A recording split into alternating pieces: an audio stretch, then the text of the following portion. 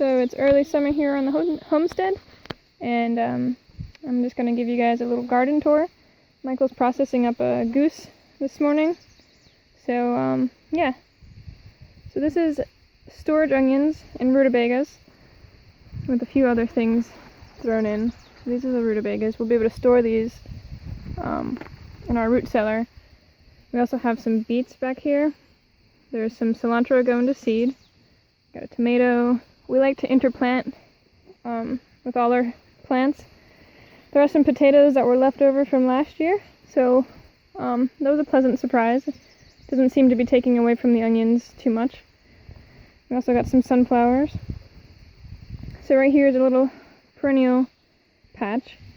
There are some raspberries coming up, some comfrey, and then down here we have some blueberries interplanted with some summer squashes.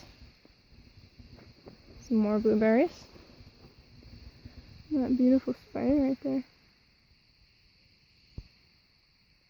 So yeah, we literally plant everywhere. This was already here. It's a beaked hazel.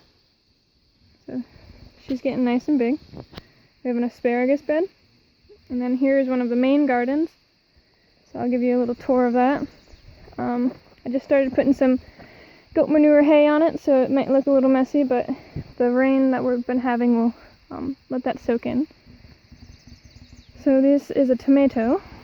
We got some peppers underneath it, some more peppers in here, amaranth, some zucchini, lots of cabbages so that we can store those for winter. We also have rows of carrots, some more tomatoes, more cabbage. This is one of the healthier ones. The chickens got to it a little, but that's alright. We also have lamb's quarter, which is considered a weed to most people, but we love this. It's just as good as spinach. It's long lasting. It's always in our garden, and we actually let it stay, so if you have lamb's quarter, consider eating it instead of pulling it. So here, this is all potatoes until we get to these tomatoes over here. And then potatoes pick up again here. All potatoes through here. And then we have beans that are doing amazing. This is King of the North pepper. This is a beautiful pepper, one of Michael's favorites. So it gets long, it turns red, super sweet, great for raw eating. Yeah, so there's literally so many plants that we just like to squeeze in. Some marigolds, some more King of the North peppers, some more beans, some broccoli. The sunflower is doing amazing. We have onions, some more broccoli. So yeah, as you can tell, we're not very straight row kind of people. Some sweet corn with some amaranth, some more sweet corn, some cannabis plants, because here in Vermont it is legal to grow. Most is CBD as well. This is some of that sacred tobacco. I'm not sure if you've heard the story, but we were gifted seed that was unfortunately dug up in a grave on Lake Superior, I think. I might be wrong, Michael could correct me. And the seed was found in an earthen vessel, carbon dated to be 1,000 to 1,200 years old. So the seed was still viable. It only had to go through a few hands to us, for the third person to receive the seed. And it's beautiful. So ancient, so wise. She's doing beautifully.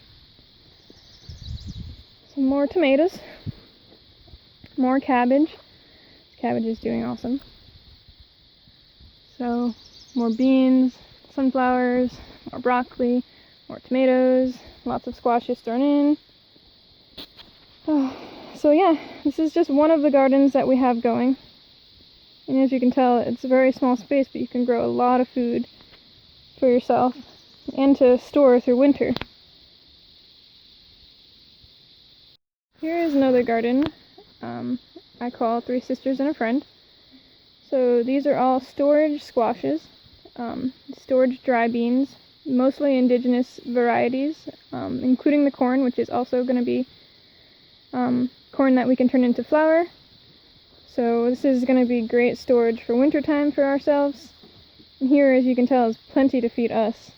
If we even doubled this, we could feed another family or two. So again, this is a small space.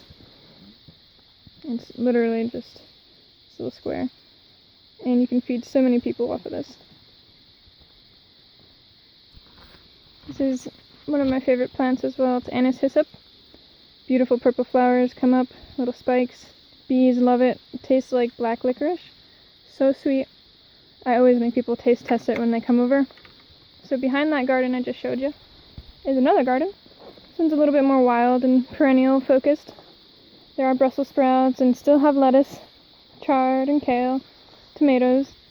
But also we have horseradish and gooseberries and blackcurrants and comfrey and sorrel and skirret and walking onions that are doing amazing.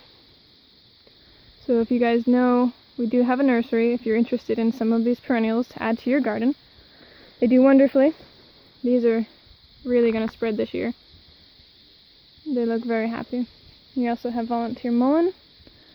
She is beautiful. She's one of my favorite healers. Along with more cabbage and peppers and lettuce and some Turkish rocket and chives. These are perennial sunflowers, woodland sunflowers.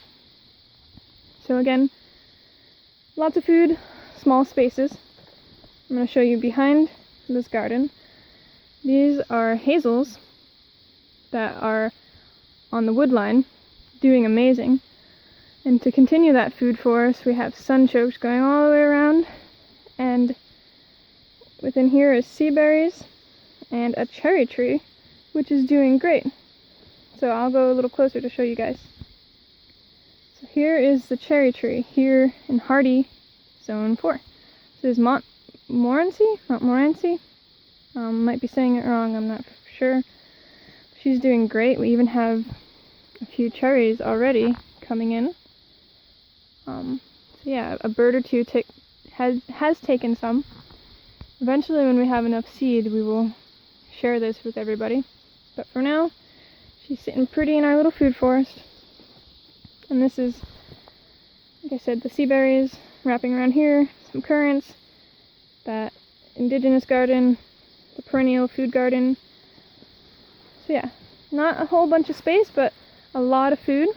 If you have a small garden or small area, I would consider just planting as much as you can. They like to be plants like to be planted. They like friends. We don't plant anything by itself. So as I said, Michael's processing up a goose. Along with all our gardens, we do have birds that we raise for meat. This goose was unfortunately attacked by our dog, so she was taken sooner than we would like. So yeah, he boiled some water, and he's plucking the feathers. It makes it so much easier to pluck. Still not ideal. I guess I might not have gotten the water hot enough.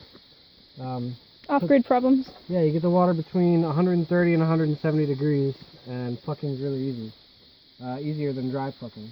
I got the water to like 150, so maybe it just wasn't hot enough. And the feathers are really still stubborn, as you can see. But usually the feathers that are, less dipped. Oh yeah. Like this was the farther end of the bucket. Yeah, I got you, yeah. So, but up here, as you can tell, and these are the wounds. Michael, you want to point them out again? Yeah. So here's one. We attacked her yesterday, and we thought maybe she could heal. We didn't see how bad it was because she has so much down. And there's one. Another one. Another one there. Another little one there. Another two there. Yeah, so we're going to continue processing her. He's going to gut her out, and then we're going to process her. Continue. And eat her tonight because the goose is delicious. It is. So here's the goose, and it's tasty. As you can see, it's like a red meat. It's almost not even white meat. It's like, it tastes a lot like steak.